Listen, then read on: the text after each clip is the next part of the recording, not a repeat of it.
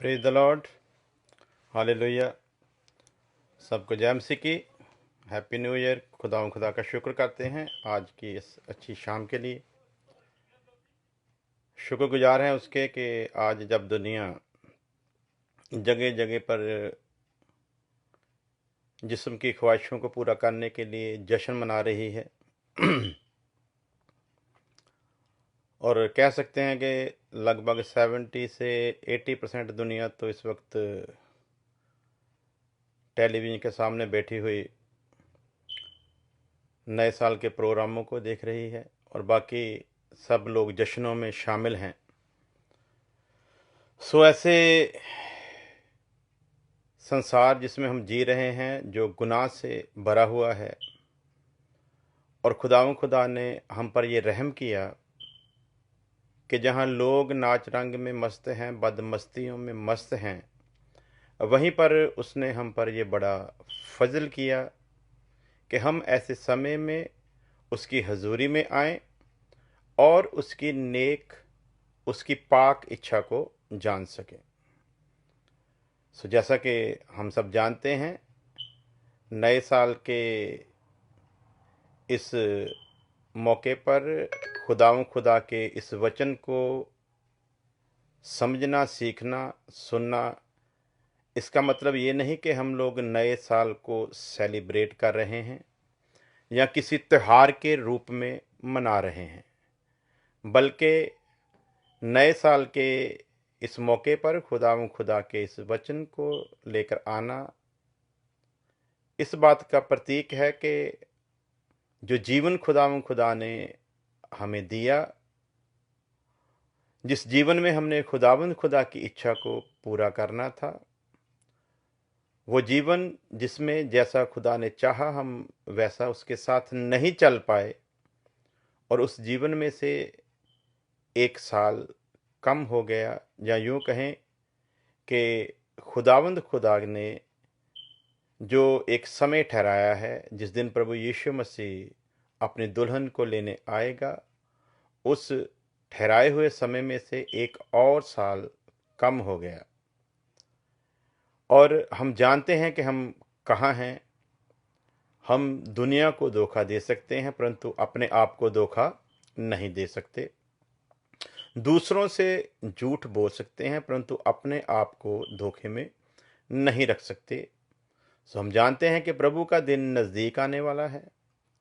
जो समय ठहराए थे खुदा ने, उन समयों के हिसाब से प्रभु का आना बहुत शीघ्र है और उसके आने के समयों के हिसाब से एक और साल कम हो गया।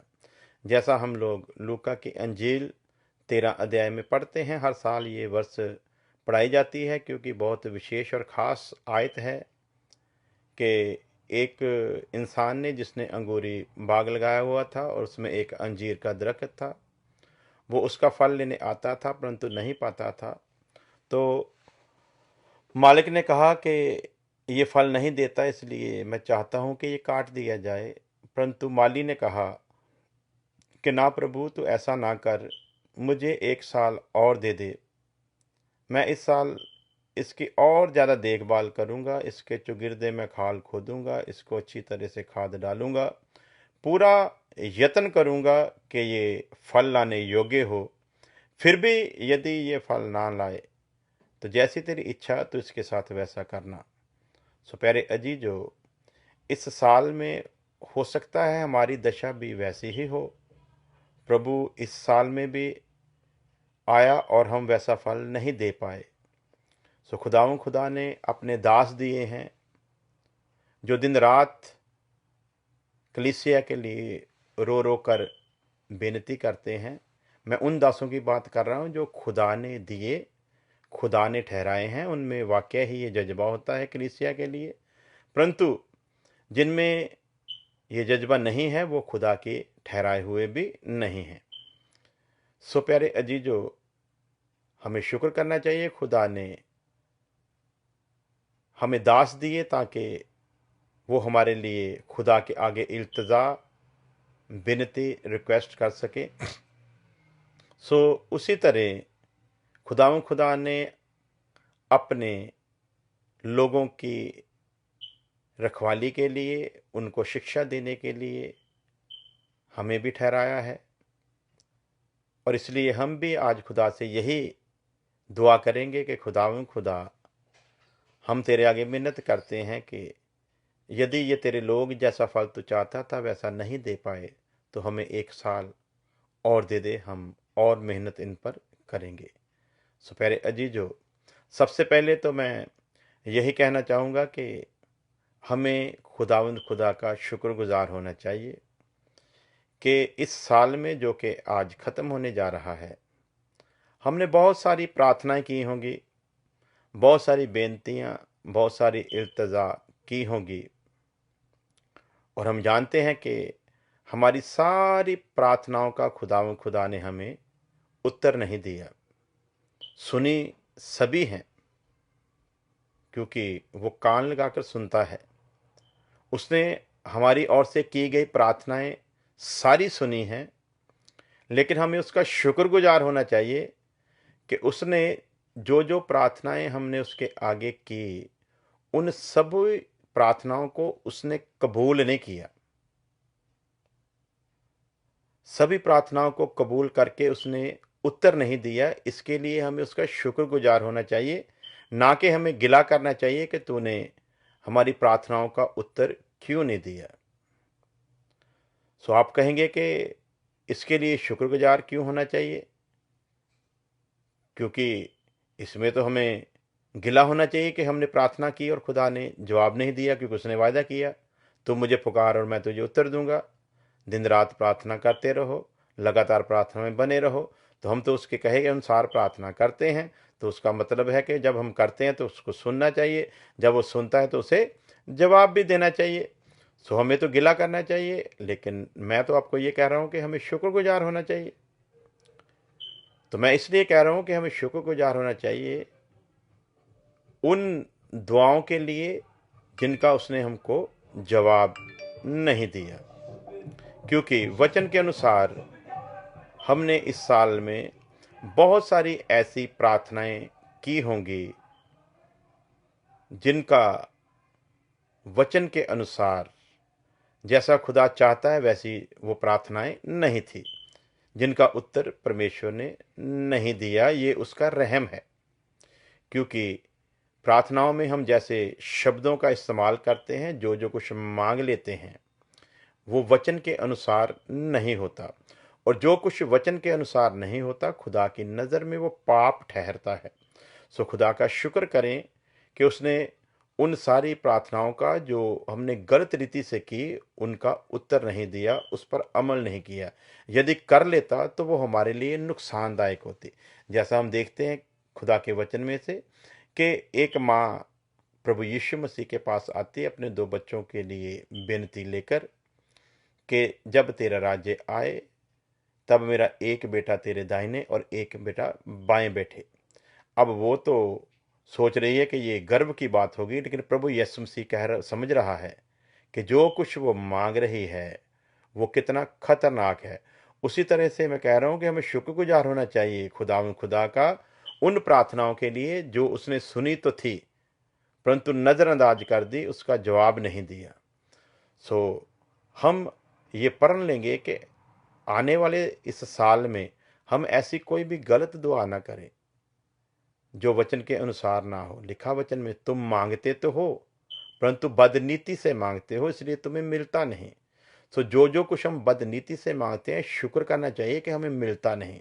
यदि हमें मिल जाए तो वो हमारे लिए कितना नुकसान कर सकता है, हम सोच भी नहीं सकते। जैसे उस माँ ने कहा कि एक मेरा बेटा तेरे दाएं और एक बाएं हो, वो खुद अपने मुंह से अपने एक बेटे के लिए खुदा के उस फजल को मांग रही है, खुदा के उस जन्नत को मांग रही है, और खुद ही अपने मुंह से एक बेटे के लिए नर की डिमांड कर रही है।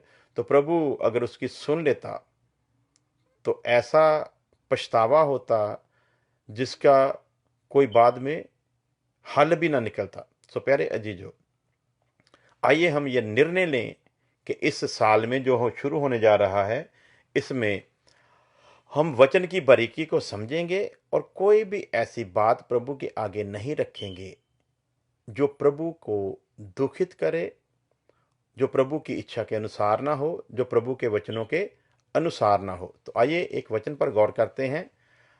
थोड़ा हटकर हम लोग इस बार सीखने जा रहे हैं नीति वचन 24 अध्याय उसकी 10 आयत। नीति वचन प्रोवर्ब पंजाबी ਦੇ ਵਿੱਚ ਕਹਾਵਤਾਂ ਦੀ किताब उसका 24 अध्याय उसकी 10 आयत। यदि तू विपत्ति के समय साहस छोड़ दे तो तेरी शक्ति बहुत कम है। सो ध्यान रखें, इस साल में हमने बहुत सारे गिले प्रभु के साथ किए होंगे, बहुत बार हमने शिकस्त खाई होगी, बहुत बार हमने हार मानी होगी, बहुत बार हमने बहुत जगह बहुत ऐसी परिस्थितियों के आगे घुटने टेके होंगे जिनसे हमारा प्रभु बहुत नाखुश हुआ है, जिनसे वो दुखी हुआ है। और प्रभु नहीं चाहता कि उसके योद्धा किसी भी परिस्थिति के आगे घुटने टेकें, किसी भी दुख, किसी भी तकलीफ, किसी भी चुनौती से वो हार माने। प्रभु अपने लोगों की हार बर्दाश्त नहीं करता। प्रभु किसी भी कीमत पर अपने लोगों को हारते हुए नहीं देखना चाहता। इसलिए वचन क्या कहता है, यदि तू विपत्ति के समय साहस छोड़ दे। तो प्रभु चाहता है समय कैसा भी आ जाए, हालात कैसे भी हो, हमें किसी भी कीमत पर साहस नहीं छोड़ना। इस नए साल में हमें यह निर्णय लेना है कि हमें किसी भी कीमत पर साहस नहीं छोड़ना है, बल्कि हमें हर चुनौती का डटकर मुकाबला करना है, अपने प्रभु को हर साल में खुश करना है।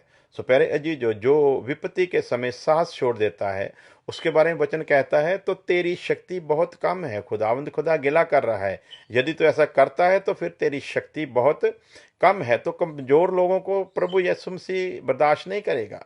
प्रभु यीशु मसीह जोरावरों को चाहता है, बुलाया कमजोरों को है जोरावर बनाने के लिए। सो अब जो आ गए हैं मसीह में वो जोरावर होने चाहिए, कमजोर नहीं। सो फिर ध्यान दें, जो मसीह में आ गए हैं उनको खुदा ने जोरावर होने के लिए बुलाया है, योद्धा होने के लिए बुलाया है, सोल्जर होने के लिए बुलाया है। ऐसे सिपाही जो किसी भी परिस्थिति के आगे घुटना न टेक सके। यदि ऐसा करते हैं तो वचन कहता है फिर तेरी शक्ति बहुत कम है। यशाया नबी की किताब उसका 40 अध्याय उसकी 30 से लेकर 31 आयत तक हम लोग पढ़ते हैं कि क्यों खुदा चाहता है कि हम किसी भी परिस्थिति में हौसला न हारें। खुदा हमारे साथ है, राजाओं का राजा, बादशाहों का बादशाह हमारे साथ है, योद्धाओं का योद्धा हमारे साथ है, सबसे ताकतवर हमारे साथ है। तो फिर ये कैसे संभव हो कि हम अपनी साहस किसी कीमत पर भी छोड़ें, किसी भी चुनौती के आगे हम घुटने टेकें? फिर ये कैसे हो सकता है? ये तो सरासर हमारे सृष्टिकर्ता की तौहीन है, ये तो सरासर उसको शर्मिंदा करने वाली बात है। जब वो हमारे साथ है तो फिर डर काहे का? दाऊद कहता है ना, मैं मौत की वादी में से भी होकर गुजरूं मैं ना डरूंगा क्योंकि तू मेरे साथ है। सो जब खुदा हमारे साथ है तो फिर परिस्थिति की क्या मजाल है? फिर चुनौती कैसी, फिर घबराहट कैसी, फिर कौन सी ऐसी बीमारी, फिर कौन सा ऐसा गम, फिर कौन सा ऐसा डर, फिर कौन सी ऐसी आफत है जिसके आगे हम लोग घुटना टेक दें? ये प्रभु को किसी भी कीमत पर मंजूर नहीं। सो देखते हैं यशाया 40 अध्याय उसकी 30 से लेकर 31 तक। बच्चे हौसला छोड़ देंगे, हो सकता है ये बच्चे मतलब बच्चे नहीं, यानी कि टीन एजर की बात हो रही है, जो जवानी की तरफ बढ़ रहे हैं। सो बच्चे हौसला छोड़ देंगे, थक जाएंगे, जवान भी गिर जाएंगे, परंतु जो यहोवा की बाट जोहते हैं वह नया बल प्राप्त करते जाएंगे। वह उकाबों की नाई उड़ेंगे, वह दौड़ेंगे और ना हारेंगे, चलेंगे और थकित ना होंगे। सो ऐसा वचन जब दलेरी देता है, ये दलेरी कोई इंसान नहीं बल्कि खुद खुदा दे रहा है। वचन खुदा है, खुद खुदा दलेरी दे रहा है। वो अपने लोगों की तुलना उकाबों की तरह करता है। वो कहता है वो दौड़ेंगे और हारेंगे नहीं, चलेंगे लेकिन थकेंगे नहीं। जब वचन हमको ये सब कुछ कह रहा है तो इसका मतलब हम चुनौती के आगे घुटने टेकते हैं। तो सीधा सीधा जिसने ये सब कुछ हमें बख्शा है, जिसने ये सामर्थ्य, ये ताकत हर चुनौती का मुकाबला करने के लिए हमको दी है, हम मसीह विरोधी के आगे, हम उस शैतान के आगे अपने प्रभु को शर्मिंदा कर रहे हैं, अपने परमेश्वर को शर्मिंदा कर रहे हैं। आगे चलकर देखें कि कैसे कैसे हम लोग अपने परमेश्वर को शैतान के आगे शर्मिंदा करते हैं।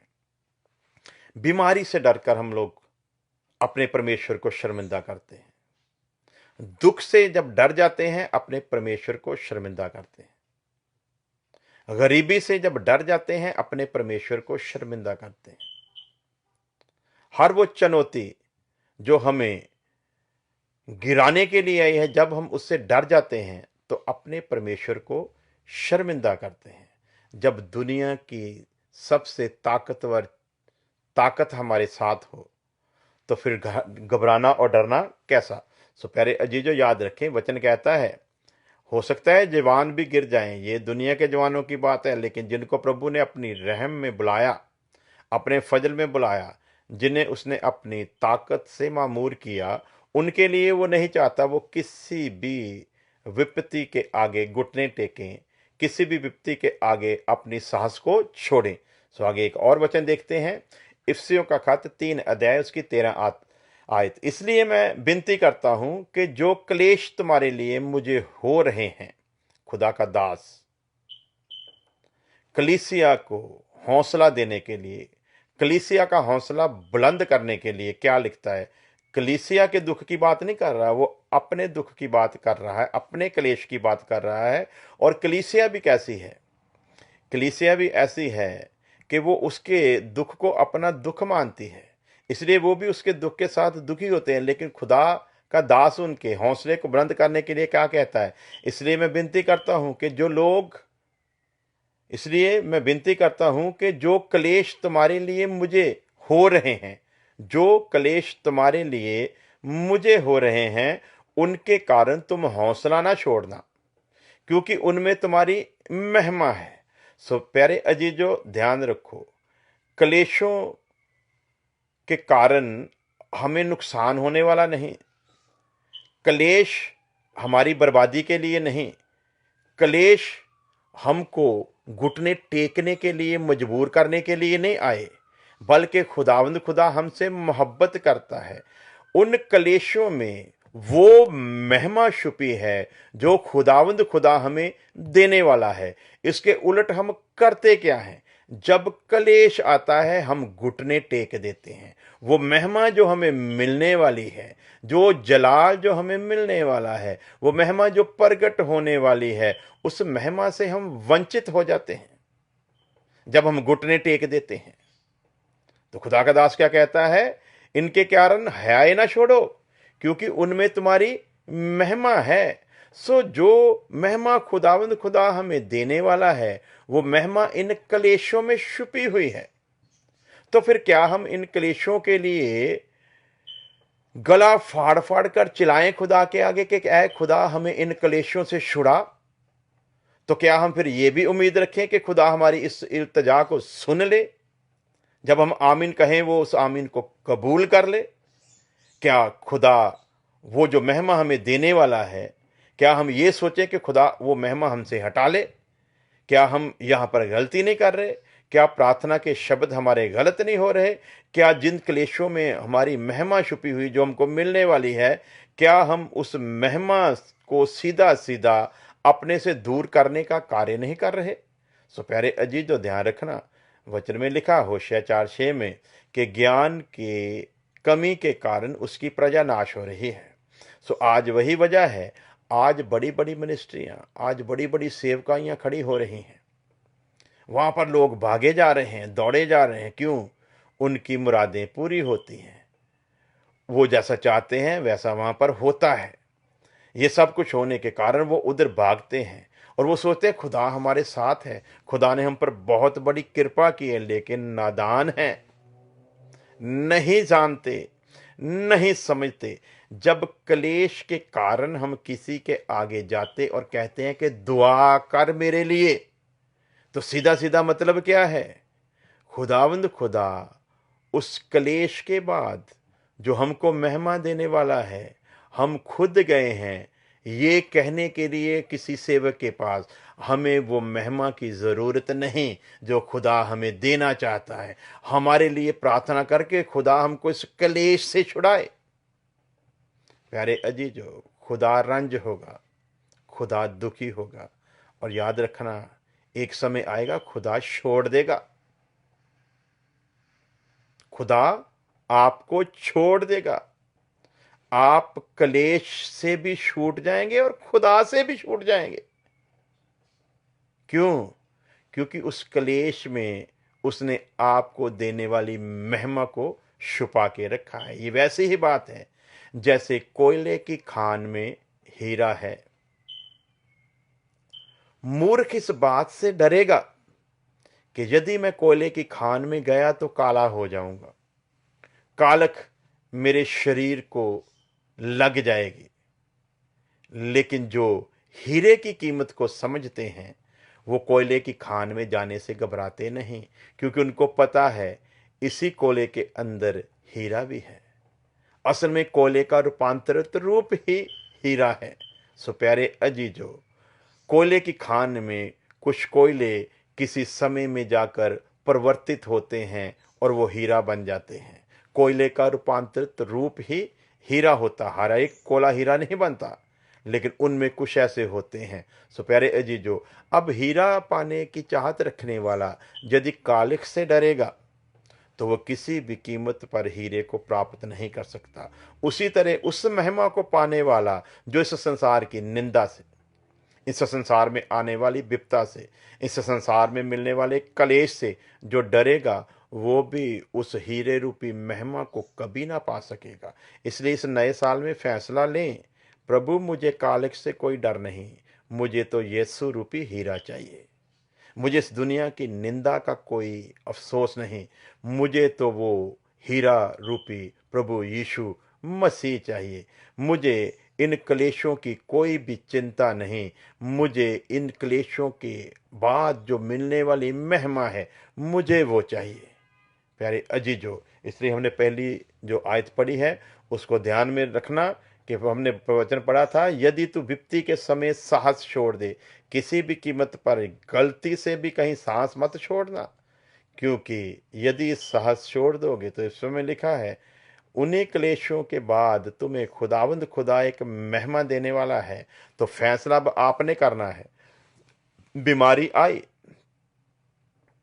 इस बीमारी के बाद खुदावंद खुदा आपको एक महिमा देने जा रहा है। तो क्या आप अब चाहेंगे कि खुदावंद खुदा इस बीमारी को तुरंत गायब करे? यदि ये तुरंत गायब होगी तो जो महिमा मिलने वाली है वो नहीं मिलेगी, बीमारी चले जाएगी, आप खुश भी हो जाओगे, आप गवाही टेस्टमनी सब कुछ दे दोगे, लेकिन इस बीमारी के बाद जो आपको महिमा मिलने वाली है वो महिमा नहीं मिलेगी। मैं बहुत बार बता चुका हूं, इसराइलियों ने बियाबान में जो जो कुछ खुदावंद खुदा से मांगा, खुदावंद खुदा देता रहा। पानी मांगा, चट्टान में से पानी दिया। खाना मांगा, 40 साल खुदावंद खुदा ने आकाश से खाना दिया। लेकिन वचन ही कहता है खुदावंद खुदा उनमें से बहुतों के साथ प्रसन्न नहीं था, बहुतों के साथ खुदावंद खुदा खुश नहीं था। तो आपकी बीमारी को तो खुदावंद खुदा ठीक कर देगा, लेकिन जो महिमा आपको वो देने वाला है वो महिमा आपको नहीं मिलेगी। यदि आप उस महिमा को प्राप्त ना कर सके तो खुदावंद खुदा आपसे किसी कीमत पर प्रसन्न नहीं होगा। सो ध्यान रखना, खुदा का दास कहता है क्लेश तुम्हारे लिए जो मुझे हो रहे हैं उनके कारण तुम हौसला ना छोड़ो, क्योंकि उनमें तुम्हारी महिमा छुपी है। हालेलुया। सो यिर्मयाह 51 अध्याय उसकी 46 आयत में हम ये देखते हैं, यिर्मयाह 51 वर्स 46 से, जब उड़ती हुई बात उस देश में सुनी जाए तब तुम्हारा मन ना घबराए। कैसी भी मुसीबत, अब कह रहे हैं ये होने वाला है, वो होने वाला, अब ये होगा, अब वो होगा, कैसी कैसी अफवाहें, कैसी कैसी बातें सुनने को मिलती हैं। कैसी भी बातें आए, परंतु तुम्हारा मन ना घबराए, और जो उड़ती हुई चर्चा पृथ्वी पर सुनी जाएगी तुम उससे ना डरना, उसके 1 वर्ष बाद एक और बात उड़ती हुई आएगी, तब उसके बाद एक और बात उड़ती हुई, ये बातें बहुत आएंगी। लेकिन वचन क्या कहता है? तू किसी भी परिस्थिति के आगे घुटने टेकने के लिए तैयार नहीं होना। तू बिल्कुल भी इन बातों से नहीं घबराना। क्यों? क्योंकि तेरा सृजनहार, तेरा सृष्टिकर्ता तेरे साथ है। तुझे घबराने की कोई जरूरत, दुनिया घबराए, यीशु मसीह ने कहा ये सारी बातें जब होंगी, दुनिया इन बातों को देखकर घबराए, तुम्हें घबराने की जरूरत नहीं। तुम्हें तो ये बात की खुशी होनी चाहिए, इन सारी घटनाओं के बाद वो आने वाला है जिसकी तुझे इंतजार, तेरी धन्य आशा जो है वो पूरी होने वाली है। इब्रानियों 12:3 से लेकर 13 तक आप लोग बाद में पढ़ लेना, क्योंकि समय इजाजत नहीं देता। हमारे पास सिर्फ 2 मिनट है, विषय लंबा है, शायद समाप्त नहीं हो पाएगा। हम लोग 12 बजे प्रार्थना करेंगे, लोगों के लिए आशीष मांगेंगे। ये नया साल लोगों के लिए मुबारक हो। सो ये आप लोग पूरा पढ़ लेना, लेकिन जितना जहाँ तक हो सकेगा मैं आपको कोशिश करता हूँ पढ़कर सुनाने की। इब्रानियों 12 अध्याय 3 से लेकर 13 तक। इसलिए उस पर ध्यान करो जिसने अपने विरोध में पापियों का इतना वाद विवाद सह लिया कि तुम निराश होकर हाय न छोड़ दो। सो यीशु मसीह ने ये सब कुछ इस संसार में मनुष्य के रूप में करके दिखाया। ये सब कुछ उसने अपने आप पर यही इसी कारण बीतने दिया कि हम किसी भी कीमत पर हौसला ना छोड़ें, किसी भी कीमत पर घुटने घुटने ना टेकें। तुमने पाप से लड़ते हुए उससे ऐसी मुठभेड़ नहीं की कि तुम्हारा लहू बहा हो, लेकिन उसने खुद अपना लहू बहाया है। और तुम उस उपदेश को जो तुमको पुत्रों की नाई दिया जाता है भूल गए हो कि वह मेरे है। ए मेरे पुत्र, प्रभु की ताड़ना को हल्की बात ना जान। सो प्यारे अजीजों, समय नहीं कि हम इससे आगे बढ़ें। आज के लिए इतना ही काफ़ी है। फिर खुदा ने मौका दिया तो इस विषय को आगे लेकर जाएंगे, समय इजाज़त नहीं देता। सो एक ही बात याद रखो, इस साल में घुटने नहीं टेकने हैं। परिस्थितियां कैसी भी हों, मेरा सृष्टिकर्ता मेरे साथ है, और मुझे, जब वो मेरे साथ है तो मुझे किसी भी बात से घबराने की ज़रूरत नहीं। Happy new year. खुदा आपको बहुत बहुत बरकत दे। अमेरिका के टाइम के मुताबिक 12 बज गए हैं। आप सबको बहुत बहुत ये नया साल मुबारक। वो सारी बातें जो आप बीते साल में पूरी नहीं कर पाए, वो चुनौतियों जिनका सामना नहीं कर पाए, खुदा के वचन पर भरोसा रखें। यदि आप फैसला लेंगे तो खुदा इन परिस्थितियों में आपके साथ खड़ा रहेगा, और आप उन सारी बातों पर जय पाएंगे जो बीते साल में नहीं पा सके। खुदा आप सबको बहुत बहुत आशीष दे। आइए प्रार्थना करते हैं। प्यारे खुदा तुझे धन्यवाद देते हैं तेरी दया तेरी मोहब्बत के लिए, तेरे लोगों के लिए जिन्होंने बहुत ही इत्मीनान से और बड़े चाव से तेरे इस वचन को सुना खुदावंद। और सचमुच प्रार्थना करते हैं इस नए साल में खुदावंद, खुदा तेरे लोग उन सब चुनौतियों पर जय पाएं जो बीते साल में नहीं पा सके खुदावंद। तो अपने लोगों को आत्मा का जोर और बल दे खुदावंद। एक एक जिंदगी को तेरे तख्त के आगे लाकर खड़ा करते हैं खुदावंद, और तुझसे यही इल्तिजा करते हैं, तू अपने लोगों को बख्श कि वो किसी भी परिस्थिति में, किसी भी कीमत पर, किसी भी विपत्ति, किसी भी मुसीबत के आगे, किसी भी क्लेश के आगे, किसी भी बीमारी के आगे घुटना न टेकने पाए, बल्कि जय पाते हुए तेरे तख्त के आगे खड़े हो सके। हमारी इस प्रार्थना को सुन ले मसीह यीशु के नाम में, आमीन। अब हमारे खुदा यीशु मसीह का फजल, खुदा बाप की मोहब्बत, पाक रूह की संगत अब से लेकर हमेशा तक उसके तमाम लोगों के साथ बनी रहे। आमीन आमीन। आप सबको नया साल मुबारक हो, और इस नए साल में आप नए नए आत्मिक तजर्बों को हासिल करें, और आत्मिक जीवन में उन्नति और तरक्की करते हुए प्रभु के आने के दिन उसके सामने बिल्कुल निर्दोष खड़े हो सकें। खुदा आप सबको आशीष दे। सबको मेरी ओर से जय मसीह की एक बार फिर आप सबको नया साल मुबारक हो।